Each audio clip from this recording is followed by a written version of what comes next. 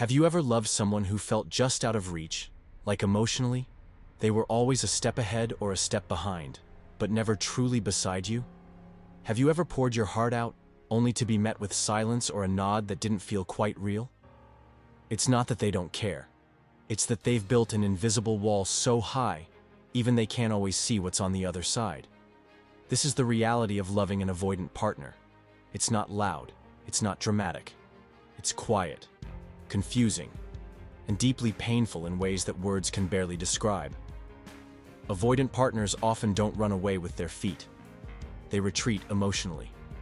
They show up physically but disappear when things get intimate or emotionally intense. And the worst part? You start to wonder if it's you. Maybe you're too much. Maybe you're too emotional, too clingy, too complicated. But the truth is, it's not about being too much. It's about them never learning how to hold enough. See, emotional avoidance usually starts in childhood. For many avoidant types, vulnerability wasn't safe. Expressing sadness, anger, or even joy may have led to punishment, rejection, or shame. So they learned to self-protect by shutting down. Emotional walls became survival mechanisms. And now, in adulthood, those same walls push away the very intimacy they secretly crave. They might not even realize it's happening. But you do. You feel the gap every time you reach out and get nothing back. What makes this dynamic so complex is that it's not about someone being cold or cruel.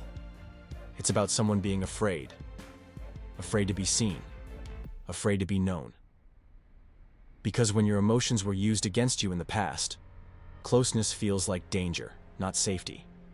And so they avoid. They ghost conversations. They dodge deep questions. They stay surface level. Even when the moment calls for depth, you'll hear things like, "I'm just not good at talking about feelings," or "I need space," or "You're overthinking it." But what's really being said is, "I don't know how to do intimacy in a way that doesn't scare me."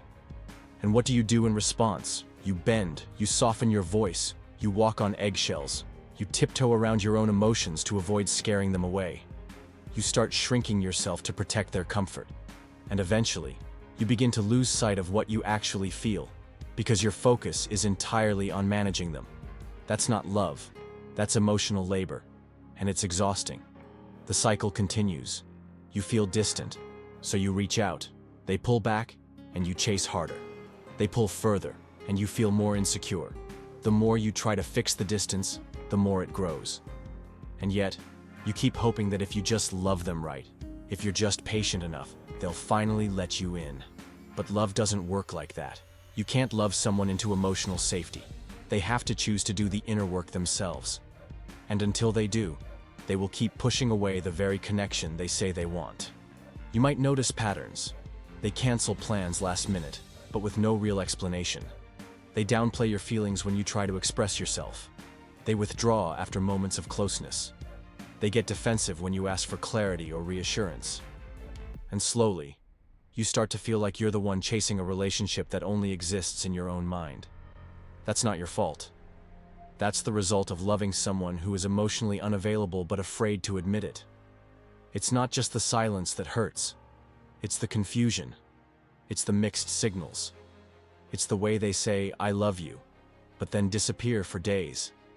It's the warmth they show one night, followed by the coldness they bring the next morning.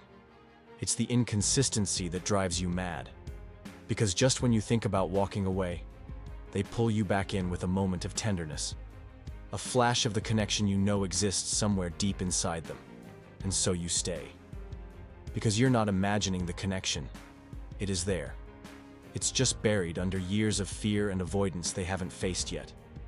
But here's what you need to remember. Your needs are valid.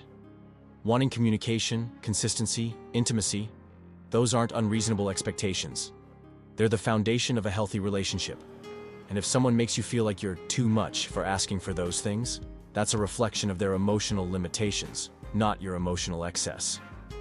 Avoidant partners often lack the emotional tools to show up in a relationship fully. They're not bad people. Many are deeply kind, intelligent, even caring in their own way. But care without availability is like offering a glass of water to someone dying of thirst, then pouring it just out of reach. Intentions don't matter if behavior causes harm. And avoiding conflict, feelings, and closeness isn't neutral. It's neglectful. So how do you deal with an avoidant partner without destroying yourself? First, get honest. With them and with yourself. Ask, am I being loved in a way that feels safe and consistent? Am I constantly feeling like I'm the one doing all the emotional work? Do I feel heard, seen, valued? If the answer is no, you're not in a partnership. You're in a one-sided performance. Second, stop over-explaining your needs. You've likely repeated yourself a dozen times, trying to find the right words to get through to them. But if someone wants to understand you, they will.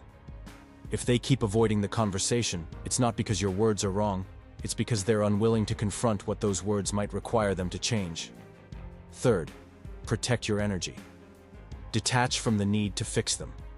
You are not their therapist. It's not your job to teach them how to connect. It's your job to take care of your own emotional health, even if that means walking away. And finally, know when it's time to let go. Sometimes we hold on because we see their potential, because we know who they could be if only they tried. But you can't build a future with someone who's afraid of the present. You can't create depth with someone committed to staying shallow. And you can't heal someone by abandoning yourself. Avoidant partners may eventually grow. They might seek therapy. They might wake up to the pain their distance has caused. But the question you have to ask is, how long am I willing to wait? And at what cost to myself? Because waiting for someone to love you the way you deserve, while ignoring the pain they're causing right now, isn't loyalty. It's self-abandonment. And let's be clear. There's a massive difference between giving someone grace and giving them access to your heart while they hurt you. Growth takes time, yes, but time without effort is just delay. And when someone refuses to take responsibility for their emotional absence, what they're really saying is, I want you close, but not close enough to make me uncomfortable. That's not love. That's fear. You deserve a love that doesn't run. A love that leans in when things get hard. A love that wants to understand you, even if it doesn't always know how. And if that's not what you're getting, it's okay to walk away, even if you still love them. Especially if you still love them. Because real love, healthy love, doesn't ask you to disappear just to keep someone else comfortable. So if you're tired of loving someone who keeps avoiding you, remember, you're not crazy. You're not needy. You're not asking for too much. You're just finally seeing the truth. And that truth is setting you free. If any part of this felt like your story, it's because you're not alone. So many people are out there trying to hold on to love while slowly losing themselves. But you don't have to do that anymore. You deserve clarity. You deserve consistency. And you deserve a love that shows up every single day, not just when it's convenient. If you found this helpful, take a second to hit that subscribe button. We explore the psychology of modern relationships, emotional intelligence, and personal power every single week. And trust me, the more you understand your patterns, the stronger your boundaries become, and the more peaceful your life will feel. Thanks for watching. Stay grounded, stay strong, and whatever you do, never abandon yourself for someone who keeps disappearing.